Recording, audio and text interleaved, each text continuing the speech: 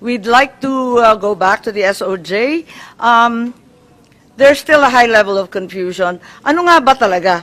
Ang sinasabi ng DOJ, RA 9851, sabi ng Pangulo, commitments to Interpol. Alin na nga ba talaga? Ano yung pangalawa? Sorry? Ang sinabi ng Pangulo, ang nangyari, dahil may commitment o obligasyon tayo sa Interpol. Ang sabi naman po ninyo, RA 9851. Alin ba talaga ang pinagbasehan ng ating diskusyon? Pareho po. Pareho. Opo. Yung ating pong pagiging miyembro ng Interpol ay mapakahalaga at yung 9851 po yung talagang batas na sumasaklaw sa ganitong sitwasyon. Pero kung sinabi mo RA 9851, kahit walang diffusion order galing sa Interpol, ang gobyerno pwedeng arestuhin si PRRD, i-turn over sa ICC. Yung ba yung stand ninyo? Kasi nung nakaraang hearing, yun ang sinasabi po ninyo na 9851 to. Opo, kasi meron pong diffusion order na kasama. Kasi Hindi, kahit walang magkatali po sila, Hindi, ma'am. kapag Madam Chair. 9851, kahit walang diffusion order, pwede naman arestuhin, di ba? Pagka meron pong warrant of arrest, pwede ho. Let us assume that the surrender of PRRD to The Hague by the administration can be done without a warrant from a Philippine court. I-assume muna natin yan. Before the administration can surrender him to the ICC, they actually have to arrest him first. So, itatanong ko, sino nag-aresto talaga kay Presidente Duterte? Ano po, ang authorities po natin ang umaresto in pursuant to the diffusion order and the warrant of arrest issued by the ICC. So, balik na naman tayo As given to the Interpol, the PCTC. balik na naman tayo sa diffusion order. Wala na naman si RA 9851. Nakakalito po papalit-palit po tayo. Ano ho yan magkatali po sila, hindi ho pwedeng paghiwalayin yung dalawa. Hindi ko hinihiwalay. Tinatanong ko lang kung alin ba talaga. Kasi magulo yan. Ang dami-dami ninyong pinagbabasehan. Kaya nga dito ho kasi hindi tayo matatapos sa pangungusap dito sapagkat ang talagang pwede hong magsabi sa atin ng tama ay ang Korte Suprema. At kaya nga, Hindi, kahit simple na ayaw lang- po natin sabihin, pero ito po talaga ang pinag-uusapan dito po sa mga petisyon na final ng pamilya ni former President Duterte sa Korte Suprema. Hindi, simple lang tanong ko yung proseso, no? So, siguro tanungin natin sa PCTC, who ordered the arrest and ordered the PNP to mobilize? Nung natanggap ninyo, hindi, gusto lang namin maintindihan step by step, hindi masyadong maliwanag sa amin Madam Chair, ulitin ko po yung aking mga nasabi ng nakaraan. Ang diffusion po ay dumating ng alas 3 ng umaga. It arrived at 3 a.m. in the morning. So I disseminated the diffusion to our concerned law enforcement agencies. And so, Sino doon? Sino doon ang ang ating pong mga sinabihan? kasama sa law enforcement agencies ay ang So, Philippine from the National PCTC, Police. saan po pumunta? Philippine National Police po. Sino Ang, sa PNP? Ang binigyan ko po ng notice ay ang Chief of Philippine National Police. Okay, si General Marbil. Ang ating pong National Bureau of Investigation, ang Yes. NBI po. Ang ating pong Bureau of Immigration, Okay. si Commissioner So, Biado. DOJ yan. Opo. Ang ating pong Department of Justice, sinabihan ko rin po. Okay. So, Sa yun lahat po, yan? yun po ang trabaho ng National Central Bureau Manila. May dumating po tayong diffusion or red notice or red diffusion. Kaya kailangan pong i-pan out ko po sa ating mga law enforcement agencies. Mandate ko po yun. Trabaho ko po yun. Tama. Maraming salamat, Executive Director. Tinatanong lang natin kasi yung arrest was effected without a warrant issued by a Philippine court, di ba? So, ang sinasabi ba natin yung aresto dahil sa administrative arrest? Kasi, yun nga, sa extradition, there's a warrant issued by a foreign court and there's still a need to go to the local court. So, surrender under 9851. Does it authorize an administrative arrest? Ang narinig lang natin, babalik talaga sa korteng lokal. Paano ba yun? Ano ba ang nangyari? Ano ho yan Administrative arrest ba Kasi yan? ito po kasi, is a case of first impression. Ngayon lang po nasubukan o lumabas yung kahalagahan ng provision ng Section 17 ng 9851. Wala ho tayong record dito na kung anong tama dati, anong tama ngayon, anong tama bukas. Ito po ay sumasanda lang sa paningin po na nagpapatupad ng batas.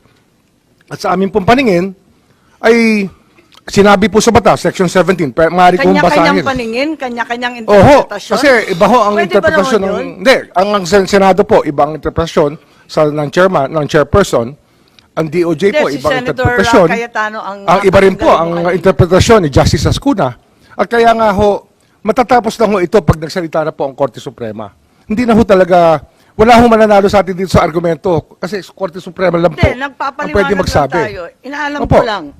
Kung Kasi ano talagang- ito eh, case of first impression eh. Ma'am, Madam Chair, this is a case of first impression. Pero naiiba ang administrative arrest at saka yung tinatawag na judicial, di ba? With an ICC warrant, then sa extradition case, there's also a warrant issued by a foreign court, pero pinipilit pa rin na local court pa rin ang mag-e-enforce. Kaya hindi ko masyado naintindihan dahil pati yung Yusek Castro sabi, ang bayan daw, hindi daw tatanggapin si PRRD kahit palayain ng ICC. So, why would the Philippines recognize an ICC warrant if it doesn't recognize ICC jurisdiction? Ano ho Ano yan ba eh? talaga yan? Yung Warrant administrative over o the hindi? individual po yan, hindi naman sa estado natin eh. Na it's a warrant issued against an individual, not against our state, not against the Philippine government.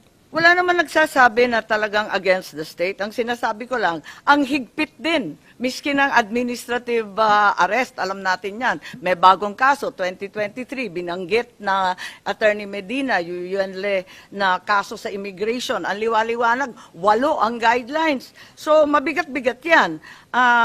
Hindi naman na isatupad kasi babalik nga sa korteng lokal. So, nagtataka ako kung ano nga bang klaseng aresto to? Ang masasabi ko dito talaga, kasi nga, ito nga yung saklaw ng pinag-uusapan sa Korte Suprema. Kaya sa akin po, mas gugustuhin kong intayin ang magiging hatol ng Korte Suprema sa issue. Hindi ho natin, kahit magdamag po tayo rito, hindi ho magbabago ang paningin nyo at hindi ho magbabago ang paningin ko. Andito rin yung... Madam Chair, if I may? yes, Senator Bato, please. I just would like to remind the Secretary of Justice that we are not here to determine kung sinong tama, kayo ang tama, or kami ang tama. We are here para malaman yung katotohanan. Because somewhere along the way, alam namin may nagsisinungaling. Kaya gusto namin malaman kung anong tama. Ay, hindi po kami nagsasabi na tama kami. Tama si Justice Ascuna, tama po kayo. Yung katotohanan lang po ang ating kinukuha dito. So, Madam Chair, if I may, yung very clear man dito sa diffusion coming from ICC, sinabi dito, action to be taken, locate and arrest with a view to extradition. Assurances are given that extradition will be sought upon arrest of the person in conformity with national laws and or applicable bilateral and multilateral treaties. Kaya tanongin ko sana si SOJ or yung PNP, bakit sabi ni SOJ kanina na extradition daw cannot be initiated by us, it should be initiated by the requesting party, either ICC or Interpol. Am I correct, sir? Sila tama dapat. po. Dapat ho, ICC. Sila. ICC. ICC po dapat. Okay. So bakit Yun po yung sa extradition. Pero Yeah. surrender po, sa atin po yun. Kaya nga, bakit wala man sinabi dito surrender? Extradition lang. Kaya nga, bakit hindi natin hinintay? Yeah, with a view to extradition, bakit hindi natin hinintay yung ICC na mag-initiate ng extradition laban kay Pangulong Duterte? Bakit binyahin na kagad natin doon sa Interpol? Wala man sinabi dito na kailangan natin i-surrender. Ang extradition po na nasasabi po sa Section 17 ay merong pong treaty sa extradition, sa extraditing state. Kung ano ho, halimbawa, ang ICC tsaka ang Pilipinas, kung tayo po member ng ICC, kailangan po ng judicial proceedings. Hindi na po tayo member ng ICC eh. Kasi kung miyembro po tayo ng ICC, nakakatulong sana kay President Duterte na hindi po siya ililipad. Siya po yung mismo nag-atras ng ating membership Kaya nga Kasi yung po yung malinaw na malinaw po, ako, na may treaty po na kinakailangan para magkaroon ng extradition. Wala pong treaty Kasi nga, nag-withdraw na tayo sa ICC. Kasi, di ba treaty yun dati? Sapagkat ang Senado po nag-concur. Nag-concur po sila sa treaty. But unilaterally, it was withdrawn by the President. Kaya po, Pero ang sir, nangyari dyan, pero sir, ito, very clear mo ito, sir. Ako hindi ako abogado, ikaw abogado ka, pero ako, I just don't want to be emotional about everything. Gusto ko lang talagang, para malaman natin itong totoo dito. Ito, very clear na hindi naman na hinihingi ang surrender. Ang hinihingi lang nila is extradition with a view to extradition. yung nga ho, So, sana extradition will fail, sir. Will Extradition will fail because wala ho kung ako tatanungin nyo ngayon, kasi nga wala nga tayong treaty. So kung Are you will kasi fail, masuman po. will fail, Illegal bakit pa to? natin sinurinder si Pangulong Tsaka Duterte? yung extradition po nakalagay sa batas, state party po ang isa pong tinitingnan natin. Bansa po ang sinasabi sa Section 17. Kung yung Sir, mga koma nga, Sir, mga koma, nanggagaling ito sa ICC, itong papel ito. pero yung sa Section Galing. 17 nga, yung ating batas nga, sinasabi nga, dahil sa mga koma na yan, ay ang mahalaga, state party po ang mag-a-apply ng extradition. Wala ho tayong treaty sa state party o sa ICC kasi nga, inatras po ng So President Duterte. bakit pa natin sinurinder? Bakit pa natin Kasi yung po yung sinasabi ng Duterte? batas May surrender. May Yun po surrender. sinasabi. Opo. Ayun, that's what the law says. The law may be harsh, but it is the law. Ay, nako. Very clear man ito, sir. Extradition lang ang Yun lang pinakuha. naman, Bakit tayo pinilit na surrender? Hindi man lang Extradition naghintay for a hinihingi ng request. ICC. Kung di ho tayo umatras sa ICC, kung di ho inatras ni President Duterte yung ating membership sa ICC, talagang extradition po lang. So kung umatras na tayo sa ICC, bakit pa kailangan Nawala pa ho yung treaty natin. Kailangan pa natin i-surrender. Nawala ho Bakit yung agreement natin, sir. sir, kaya nga sir, bakit pa natin sinurinder? Kasi wala naman tayo. To start with, wala na tayong room statute na Yun po yung option. babasihan dahil wala na tayong, hindi na tayong membro. Bakit pa natin sinurinder? Mr. Para sa Senator, purpose. Mr. Senator, yun po yung option na binibigay ng batas sa authorities, sa amin po, sa amin pong departamento at sa ating pong executive department. Malinaw po yun. Ang surrender po ay isang option na pwedeng gawin. Pero hindi yun ang hiningi ng Interpol. Maliwanag yun, hindi po ba? Hindi kasi- Dahil hindi- nandyan sa binabasa natin, doon sa diffusion order, with a view to extradition, di ba? At yun lang.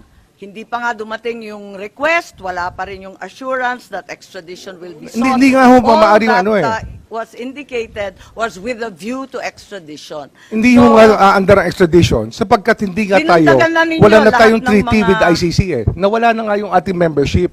Kaya wala na hong extradition na route. Ang nangyari po, surrender route na lang po ang naiwan. Madam Chair. Kung di ho nag-withdraw si President Duterte, wala ho tayong naging problema. O kung wala na tayong treaty, locate and arrest with a view to extradition. Hindi mo magawa ang extradition dahil wala na tayong treaty, di ba? So hanggang arrest lang tayo. Bakit mo binahe? Pwede mo namang isurrender dito sa local courts natin. Ipakulong mo dito sa Pasay. So, ang maliwanag- bakit mo pa sinurrender? Yun po yung yun ang best judgment namin. Yun po ang tingin namin Hindi, ina-admit- na mabuti po Ay. sa ating bansa. Mabuti. Yun po yung aming paningin ang pinakamabuting gawin under the circumstances for our country. Yun po ang aming tingin, ang tama namin ginawa. Para nakakabigla naman dahil sinasabi ninyo, wala na nga tayong ICC, di wala tayong obligasyon. Hindi, pero yung Dinagdagan na lang ninyo. ma'am, yung extradition kasi, pumapasok yan dahil membro tayo ng ICC. Dahil nawala tayo sa ICC, wala na tayong option sa extradition. Kasi tayo mismo nag-withdraw Nawala tayong treaty natin. Kaya sumugal tayo sa surrender. Oo, yun talaga yun ang naging Pero, best judgment namin. ang sugal na yon, hindi nagsasaad na may obligasyon ng Pilipinas. Walang obligasyon talaga. Hindi, ano ito Ang obligasyon ito to the rest of humanity Wala na nga ang Yun nga ho yun extradition. Kasi Eh, di yung ano pa sinusunod po obligasyon? natin, yung ating international humanitarian law na 9851. That is contained in Republic Act 9851, Section 17 pa rin po. Babalik ho tayo rin muli.